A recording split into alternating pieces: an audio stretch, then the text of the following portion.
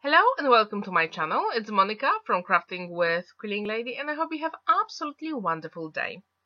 I found this beautiful butterfly cutting die in my stash and decided to make some birthday cards. And it is perfect opportunity for Rediscover My Stash series. If you like any of these three cards, I hope you'll give this video a thumbs up, watch it, enjoy and feel inspired. For all the cards today, I use this beautiful statement butterfly from Crafter's Companion, and as you can see, it comes in three parts: a solid butterfly and two intricate butterfly dies. And if you put them together, that creates really stunning topper for a card. For all my projects today, I'm going to use design papers from my stash, as my New Year's resolution is to use more of them. I've got quite a few and decided it is finally time to use them. As you can see, it has really beautiful designs inside, so you can use even these cheap design papers for beautiful cards. I'm also going to use this card, which is 200 GSM, for some of the butterfly die cuts. Now it's time to die cut the butterfly, and as usual I put some low tack tape just to make sure the butterfly doesn't move when we put it in the die cutting machine. As you can see, my middle butterfly is going to be die cut from white card. And a tip now for you: next to my desk I keep this small box, and if I have any intricate dies or any paper leftovers, I always put them in this box, and that makes my desk really tidy and nice all the time. And now I decided to add a little bit of color to the white butterfly, and if you don't have a colored cardstock, you can use some inks from your stash. And here is a box with the ink pads, and if you want to watch my video how to decorate a box for these ink pads, the link is in the top right corner. And another tip for you: when you use these rectangle ink blending tools, I use all the sides for different colors, and it works perfectly fine. You don't need to have one ink blending tool for each of the color pads. As you can see, this ink blending is really nice. Here I actually used opaque pigment ink, but you can use distress oxides, distress inks, pigment inks, whatever you want. And now it's time to assemble our first butterfly, and I'm using my totally favorite one and only liquid glue to put this butterfly together. And it is the best glue for any paper craft projects. I really recommend it. And now, as you can see, I'm going to put the liquid glue just on the body of the butterfly, and that will give me sort of dimension. It's really nice and simple trick to put your butterfly together. Now I decided to add a little bit more interest to the card, and I'm going to use this edgeable die called Venetian Scrolls, and I'm going to die cut it from these 200 GSM white card. And as you can see, I'm going to put it at the bottom, so I have a really nice straight line. And again, I use low tack tape just to make sure the die doesn't move in the die cutting machine. And now it's time to apply some color on it. And if you don't have a colored card, this is the perfect way to add more interest to your projects. Because here I decided to go pretty heavy-handed at the top and then gently at the bottom. And I have like sort of ombre effect, and I absolutely love it. Super quick and easy to add more interest to your projects. And here I'm adding the same color on the sides of all my panels for the card. I really like this distress look on all my cards. If you've seen my cards before, you probably know this. And again, you don't have to use these inks. You can use any inks from your stash to apply color and give it more interest. I didn't have beautiful purple card, so I decided to use alcohol marker to add the color to my panels. And as you can see, and that's another trick, I'm just using my marker only on the sides, and that not only saves me the money because I don't have to buy the colored card, but also it gives me more variations in my paper crafting. And now it's time to put all the panels together. And as usual, I've got double-sided tape on the back, and I'm going to use liquid glue to attach all these elements together. And in the description down below, you will have the names of all the cutting dies I'm using today, and also embossing folder and some alcohol markers as well, so you can check them out. So as you can see, these cards are pretty easy to make, and with these butterfly dies, it's just so simple, quick, and you get really stunning effect all the time. Just have a look at your stash and choose the color combo you're going to go with, and you'll be really surprised how quick and easy it is. And now I'm just playing around with my design, and I thought it would be much better if I have this edgeable die facing the bottom part, and that works pretty well. And another tip for you, if your edgeables are a little bit wider than your card, just turn it over and use your scissors to cut the excess off. Super simple, easy, and makes your card look really professional. And this card in the end measures 5 by 7 inches, and you will see me using card base later on. As you can see, with this liquid glue you don't really need much, and it sticks perfectly, and it will last forever. I promise, it really does. And now it's time to attach our front panel to the card base, and it wouldn't be me if I didn't add any gems. I really encourage you to have a look at your stash. You probably have lots of different gems in different shapes and colors. Use them. Seriously, use them on your beautiful projects. Now I decided to die cut Happy Birthday, and this time, instead of using gold mirror card, I use gold pearlescent card from Crafter's Companion. And it doesn't really have that shine effect, but it is really pretty. It's like sort of vintagey look. I really love it, and it goes so well with these pinks and purples on this card. I absolutely love it. So now my favorite part of all the cards is to attach some gems. And again, the liquid glue is always the best option. These gems don't have any adhesive on them, so putting just a tiny drop of liquid glue is the best option. As you can see, I always go with odd numbers when it comes to gems, and I decided to have 3 gems in each of the corners. And what's really good about liquid glue, you still have time to maneuver all the elements if they are not lined properly.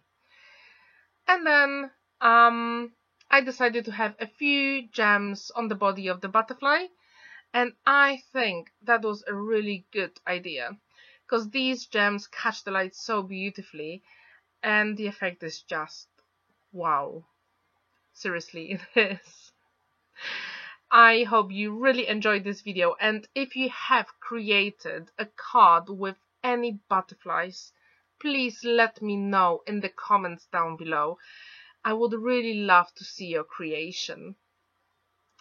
And now it's time to move on and have a look at card number 2. This time I decided to use blue colors. I found this paper pod in my stash with beautiful colors. It is sort of sea themed, but even then we can use it for beautiful blue projects. And this card can be given to a man, right? It has blue colors. And to add some color on the panels, I'm going to use this alcohol marker. And this one is TB4 True Blue. As you can see, it's nearly dry, but even then you can see the color, and I really like it. Even if your pens are nearly dry, you can still use them. I do have refills for them, and I'm going to do it later on at some point. But you really have really nice effect with these alcohol markers, and you will see that here on these butterflies. So this one is TB7 Prussian blue, and it is from Blues Classic by Spectrum Noir. And as you can see, this one is nearly dried, but it gives you such a really nice jeans effect, faded jeans. That's how I see it, and it's really, really beautiful. And another tip, as you saw me doing here, I usually put a scrap paper underneath when I add some alcohol markers, because I don't want to use alcohol to clean my glass mat between the projects, and using a scrap paper saves me so much time, and I really encourage you to do it as well. So now we've got these two butterflies, and they will be put together, and for the top butterfly layer I decided to use holographic paper for a different look. I don't really use that much of holographic paper, but I think it was perfect for these butterflies. I'm not sure if you've ever used holographic paper, but it is really unique look. It catches the light so beautifully. And again, I'm going to put the liquid glue only on the body of the butterfly. I've got another question for you while we watch me peeling off the double-sided tape. Have you ever been to a butterfly house? A few years ago, there was a really beautiful one very close to the Natural History Museum in London, and I've been visiting it quite often when it was on. But then a few years ago, they decided they're not going to do it anymore because they want to focus on the garden instead. Have you ever been to a butterfly house? If you have, please let me know where, because at some point of my life I would like to see most of them because they are so beautiful. You can see extremely beautiful and unique butterflies there. It's such a nice experience. When I go there, I used to take so many photographs of different butterflies. But going back to our project, I decided to use another edgeable, and this one is Ornate Henna from Crafter's Companion. And I thought it works really nice with these beautiful blues colors here. But coming back to the butterfly houses, if you have been to any of them, please let me know if it's worth. Did you enjoy it? Did you find it interesting? Or maybe you were scared of the butterflies. And this time I decided to use pigment ink here again for the edgeable, and I'm using it quite heavy-handed at the top and light-handed at the bottom. And with these intricate dies, I don't really go everywhere with the liquid glue. I just put few dots here and there, and this liquid glue works really perfectly. Trust me, I've done so many projects with them. And as you can see, I'm using my hand just to get the excess of glue before I put it on my card, so I don't have any liquid just being there. But even then, this liquid glue dries clear.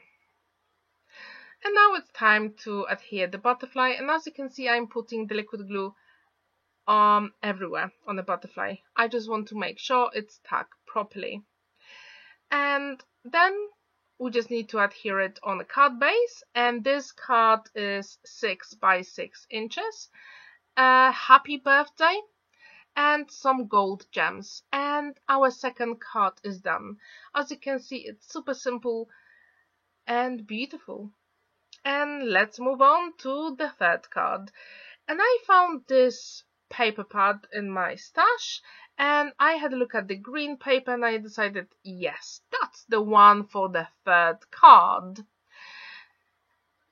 So this time, yes, we're going to have a green butterfly with green holographic paper on top. If you don't have card in these colors, you can use, as you saw before, any inks to color the butterflies, or markers, aqua markers, maybe coloring pencils, whatever is in your stash. Trust me, it will be amazing. So when you see me putting this butterfly together, as you can see, it's super simple, quick, and yeah, and we've got the topper for the card. And then I decided to distress all the edges of the panel. And again, another tip, when you use this rectangular ink blending tool, use another side so you can have more colors on one tool.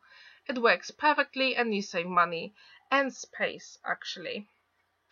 And for this one, I decided to have a panel on the side as well. And to create a little bit more contrast, I went with this darker green on the main background panel and the side panel. With the pigment inks, when you apply them really gently, they dried really quickly. But if you apply them really heavy-handed, you have to wait about half an hour to dry, or you can use a heat gun to make this process a little bit quicker. But I applied the color really gently, so I didn't have to wait for the ink to dry. Super quick and easy to apply any color, and that's how you save money, because you just use white card. And this time I decided to use this beautiful 3D folder called Gossamer Lace. And when you look at any embossing folder, just choose the part that you like, and that will just be really interesting for your card. I just went with the middle of it and I really liked it. And with any embossing, I really encourage you to use ink blending tools on top and apply the color, at least 2 colors, because then we can actually see all these 3D elements coming to life. So beautiful. As you can see, I'm holding a scrap of paper in my left hand because I don't want to transfer my fingerprints, because I did it and then I had to cover it. But it's fine. You can always fix it in card making. If you can't fix it, it's just a piece of paper and you can use a new one. Not a problem. And I also decided to use a little bit of gold polish here, just for extra sparkle and interest. And it's like really tiny, but it gives so much to the card. I really like this effect. If you don't have it, maybe you can use any metallic inks. Probably have them in your stash. Even with metallic ink pads, I usually use my finger to apply the color. And here I was just having fun and I was deciding where to put the butterfly, because I wanted this beautiful flower on the left to be visible on the card. And I managed to do it, so win-win. And now it's time to put it on a card base, and again it's 6 by 6 inches, the happy birthday, die cut and gold gems. As you can see, these are my 3 cards for today. Please let me know which one is your favorite, the green, the blue, or the pink and purple one. I really hope you enjoyed this video. Please give it a thumbs up and subscribe to my channel if you haven't already. And please let me know in the comments down below which is your favorite butterfly of them all. Have a wonderful day and happy crafting. Bye for now. See you next time.